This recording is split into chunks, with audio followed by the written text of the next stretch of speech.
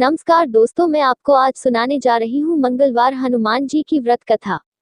एक समय की बात है, एक ब्राह्मण दंपत्ति की कोई संतान नहीं थी, जिस कारण वह बेहद दुखी थे।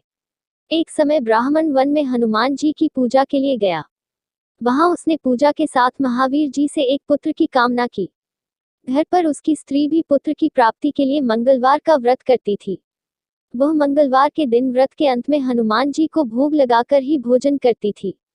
एक बार व्रत के दिन ब्राह्मणी ना भोजन बना पाई और ना ही हनुमान जी को भोग लगा सकी।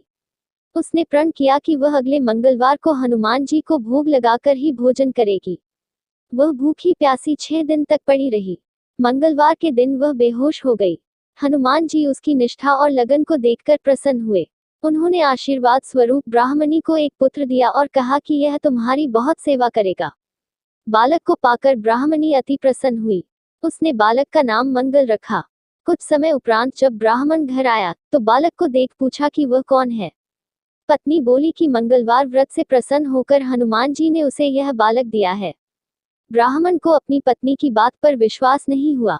एक दिन मौका देख ब्राह्मण ने बालक को कुएं में गिरा दिया। घर पर लौटने पर ब्राह्मणी ने पूछा कि मंगल कहाँ है। तभी पीछे से मंगल मुस्कुरा कर आ गया। उसे वापस देखकर ब्राह्मण आश्चर्यचकित रह गया। रात को हनुमान जी ने उसे सपने में दर्शन दिए और बताया कि यह पुत्र उसे उन्होंने ही दिया है। ब्राह्मण सत्य जानकर बहुत खुश हुआ।